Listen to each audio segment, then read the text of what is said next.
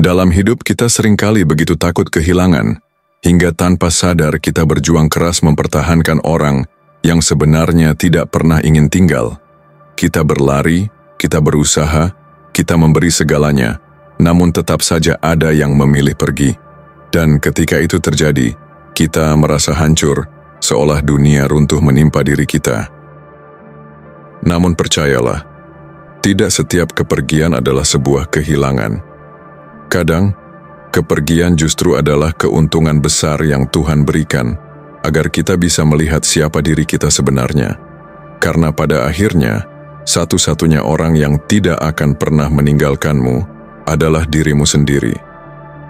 Video ini hadir untuk mengingatkanmu akan sesuatu yang mungkin sudah lama kamu lupakan, bahwa kebahagiaan tidak pernah datang dari orang lain, melainkan dari dalam dirimu, bahwa fokus pada dirimu jauh lebih berharga dibandingkan berusaha mati-matian memuaskan orang yang bahkan tidak menghargaimu, bahwa menjadi versi terbaik dari dirimu adalah bentuk balas dendam paling elegan terhadap semua luka yang pernah mereka berikan. Jangan takut jika ada yang memilih pergi, biarkanlah, sebab bukan mereka yang menentukan arah hidupmu. Saat kamu berani melepaskan, kamu akan menemukan betapa besar energi yang kembali kepadamu. Energi itu bisa kamu gunakan untuk membangun mimpi, memperkuat mental, meningkatkan kualitas hidup, dan menciptakan masa depan yang tak pernah kamu bayangkan sebelumnya. Ingatlah, dunia tidak berhenti hanya karena seseorang tidak lagi ada di sisimu. Justru dunia sedang membawamu pada perjalanan yang lebih besar, lebih indah, dan lebih bermakna. Karena saat kamu berhenti berlari mengejar mereka yang pergi, saat itulah kamu mulai berlari menuju takdirmu sendiri. Biarkan setiap luka menjadi guru. Biarkan setiap pengkhianatan menjadi kekuatan. Biarkan setiap kepergian menjadi bahan bakar untuk membuatmu berdiri lebih tegak, lebih kuat, dan lebih berani menghadapi apapun yang ada di depanmu. Dan pada akhirnya ketika kamu sudah berubah, ketika kamu sudah menjadi versi terbaik dari dirimu, orang-orang yang dulu meremehkanmu akan menyadari sesuatu. Mereka tidak pernah benar-benar kehilangan kamu, tapi merekalah yang sebenarnya kehilangan. Saksikan video ini sampai akhir, biarkan kata demi kata menyentuh hatimu, menghidupkan semangatmu, dan menuntunmu untuk menemukan arti sesungguhnya dari kebebasan dan kekuatan diri. Jangan lupa, like, share, dan subscribe untuk terus mendapatkan video motivasi yang akan mengubah cara pandangmu terhadap hidup. Poin pertama, rangkullah kekuatan dalam kesendirian. Ada satu hal yang jarang kita sadari. Ketika semua orang sibuk mengejar validasi, mempertahankan hubungan yang sudah tidak sehat, atau takut menghadapi kesunyian, kamu justru bisa menemukan kekuatan dalam sesuatu yang sering dianggap menakutkan. Kesendirian. Pikirkan sejenak. Berapa kali kamu merasa tidak nyaman saat sendirian? Seolah-olah harus selalu ada seseorang di sekitarmu untuk merasa cukup. Padahal, di sanalah letak masalahnya. Ketergantungan emosional terhadap orang lain hanya membuatmu semakin jauh dari dirimu sendiri. Tapi mari kita lihat ini dari sudut pandang yang lebih luas. Bukankah kesendirian justru bisa menjadi kesempatan terbesar dalam hidupmu? Saat tidak ada kebisingan, tidak ada tekanan sosial, tidak ada ekspektasi yang menghimpit, saat itulah kamu benar-benar bisa mendengar suara hatimu sendiri. Namun, di sisi lain, ada rasa takut yang wajar muncul.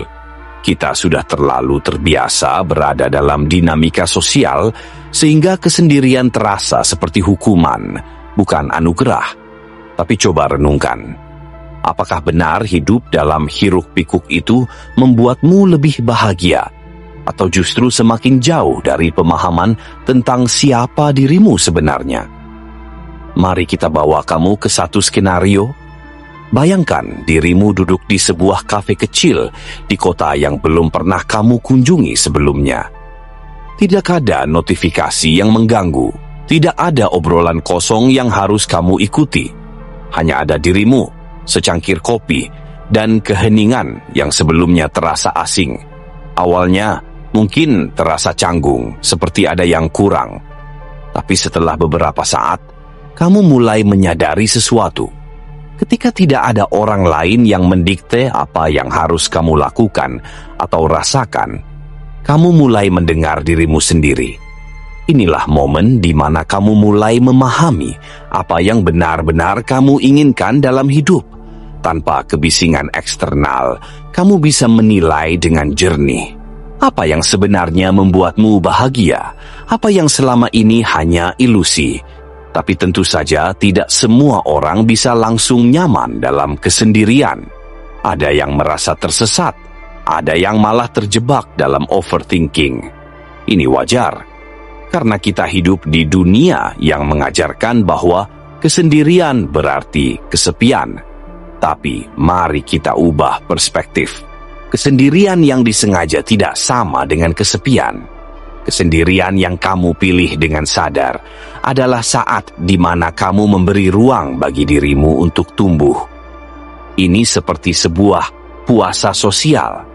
Bukan untuk mengisolasi diri, tapi untuk membersihkan pikiran dari kebisingan eksternal. Tapi tentu, ada perbedaan besar antara kesendirian yang sehat dan keterasingan yang tidak disengaja. Jika kamu merasa semakin terpuruk dan kehilangan arah dalam kesendirianmu, mungkin itu bukan refleksi, melainkan bentuk lain dari pelarian. Maka dari itu, kuncinya adalah kesadaran. Kamu harus bisa membedakan kapan kesendirian adalah ruang untuk berkembang dan kapan itu berubah menjadi lubang yang semakin dalam. Jika kamu mulai merasa kosong, mungkin yang kamu butuhkan bukan menghindari orang lain, tapi justru memahami dirimu sendiri lebih dalam. Ada satu filosofi Stoik yang sangat relevan dalam hal ini. Mereka percaya bahwa seseorang hanya bisa mencapai ketenangan batin ketika ia tidak lagi bergantung pada validasi eksternal. Dan bagaimana caranya? Dengan melatih diri untuk merasa cukup tanpa harus selalu ada seseorang di sekitarmu. Sebagian orang mungkin berkata, manusia adalah makhluk sosial. Kita butuh orang lain untuk bahagia. Benar. Tapi masalahnya, kita sering salah paham tentang kebahagiaan. Kebahagiaan bukan berarti harus selalu ditemani. Kebahagiaan bukan berarti harus selalu diakui. Justru, beberapa orang merasa lebih damai ketika mereka menemukan kenyamanan dalam dirinya sendiri, tanpa perlu mencari pengakuan dari luar. Jadi, jika kamu merasa cemas menghadapi kesendirian, coba tanyakan pada dirimu sendiri. Apakah ini benar-benar ketakutan? Atau hanya kebiasaan yang selama ini tidak pernah dipertanyakan? Coba biarkan dirimu menikmati kesendirian tanpa gangguan, meski hanya sebentar.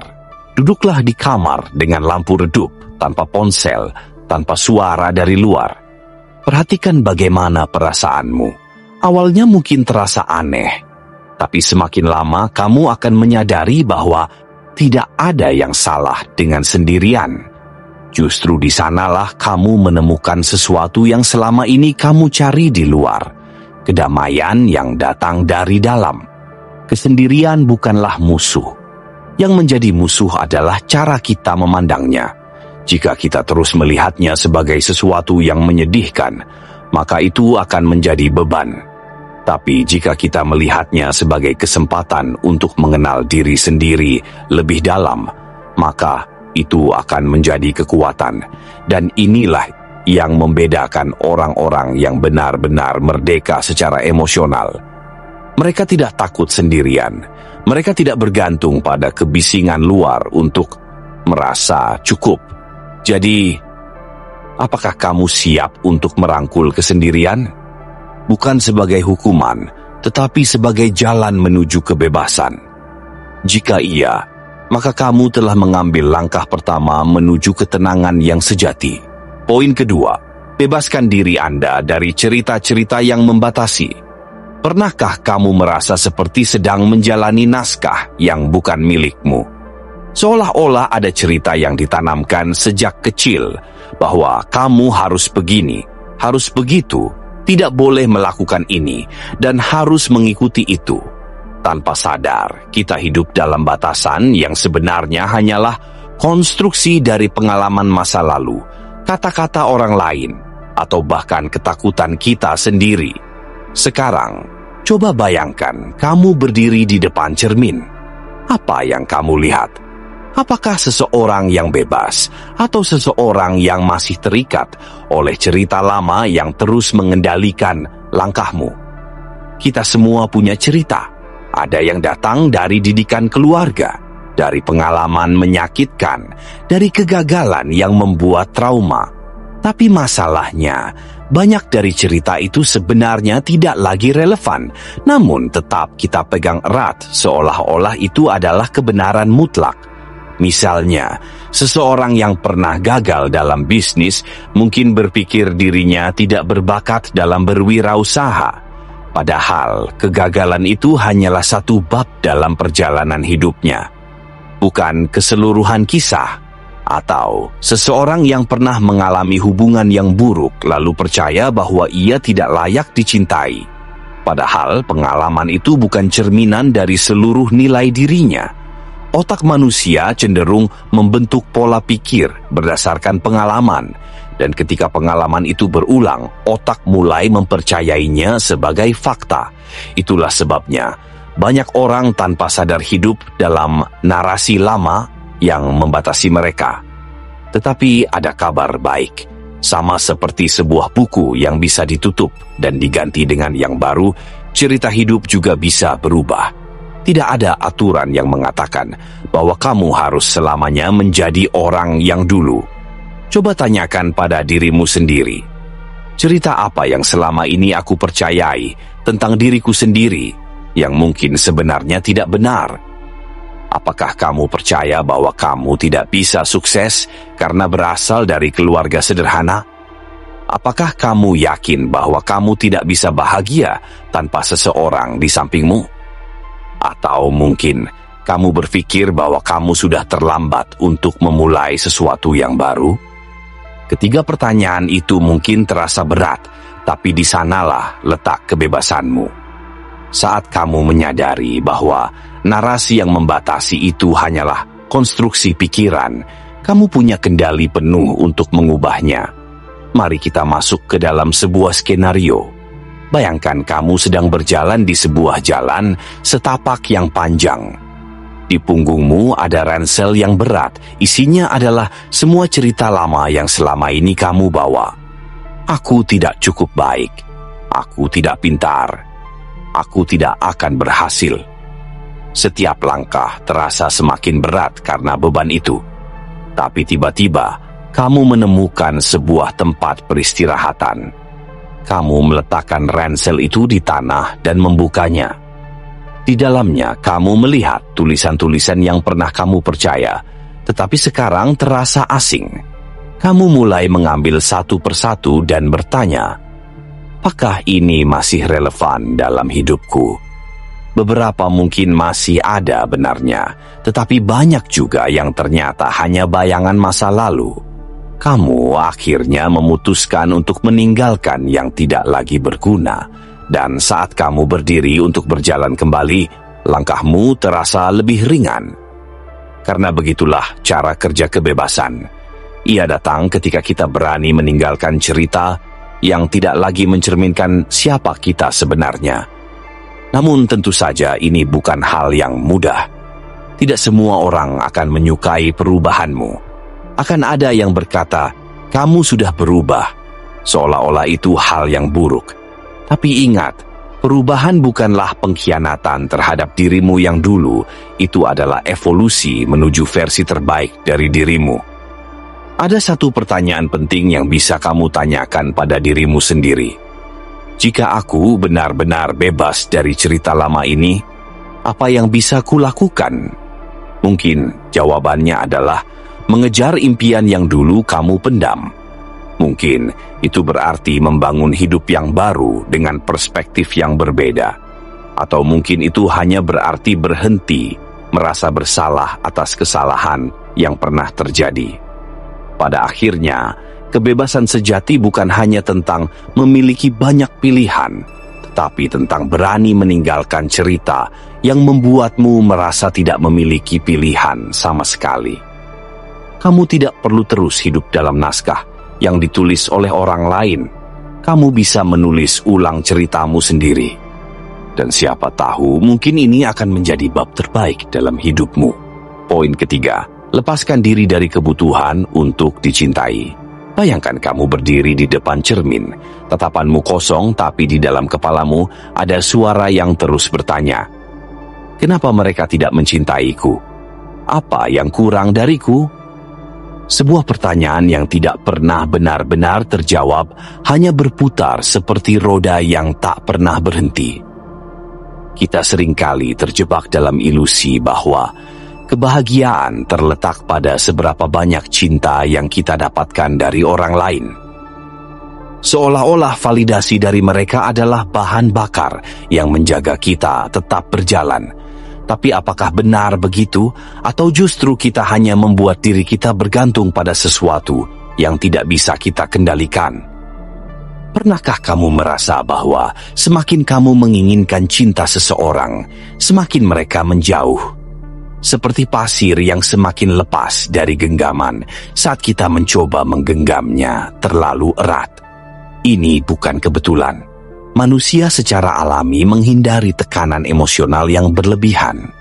Jika kamu terus-menerus mencari validasi, kamu mungkin tanpa sadar menciptakan energi yang mendorong orang menjauh. Di Indonesia, tekanan untuk dicintai bukan hanya datang dari pasangan romantis, tetapi juga dari keluarga dan masyarakat. Pernikahan sering dianggap sebagai standar kesuksesan hidup, dan seseorang yang memilih untuk sendiri seringkali dipandang dengan tatapan kasihan, seolah-olah ada yang salah dengan mereka. Apakah ini benar? Atau hanya konstruksi sosial yang kita terima tanpa berpikir ulang? Jika kamu masih berpikir bahwa kebahagiaanmu terletak di tangan orang lain, coba pikirkan ini. Bagaimana jika mereka tidak pernah datang? Apakah itu berarti kamu tidak bisa bahagia? Apakah itu berarti hidupmu tidak berarti? Jika jawabanmu adalah ya, maka kamu sedang memberikan kendali atas hidupmu kepada orang lain. Dan itu berbahaya. Stoikisme mengajarkan bahwa kebahagiaan sejati datang dari dalam, bukan dari luar. Artinya, jika kamu membebaskan diri dari kebutuhan untuk dicintai, kamu tidak akan lagi merasa cemas ketika seseorang pergi. Kamu tidak akan lagi merasa hancur ketika seseorang tidak memberi perhatian yang kamu harapkan. Tentu saja, bukan berarti kita harus menolak cinta. Cinta itu indah, tapi cinta bukan satu-satunya sumber kebahagiaan. Kamu bisa mendapatkan kepuasan yang sama dari menciptakan sesuatu, membantu orang lain, atau sekadar menikmati waktu sendirian. Tapi bagaimana jika kamu sudah terlalu jauh terjebak dalam kebiasaan mencari validasi? Bagaimana cara melepaskannya? Pertama, sadari bahwa tidak ada orang di dunia ini yang wajib mencintaimu. Bahkan keluarga, bahkan sahabat. Cinta itu pilihan, bukan kewajiban. Kedua, tanyakan pada dirimu sendiri, kenapa aku sangat butuh dicintai? Apakah karena rasa takut ditinggalkan? Apakah karena kamu tidak merasa cukup berharga tanpa pengakuan orang lain? Jika iya, maka yang perlu diperbaiki bukanlah bagaimana orang lain memperlakukanmu, tapi bagaimana kamu memperlakukan dirimu sendiri. Ketiga, fokuslah pada hal-hal yang bisa kamu kendalikan. Kamu tidak bisa memaksa seseorang untuk mencintaimu, tapi kamu bisa mencintai dirimu sendiri. Kamu bisa mengembangkan keterampilan baru, memperbaiki pola pikir, dan menjadi seseorang yang lebih kuat tanpa perlu validasi dari luar. Tentu saja tidak semua orang setuju dengan gagasan ini. Ada yang berkata bahwa manusia memang makhluk sosial dan menginginkan cinta adalah sesuatu yang alami.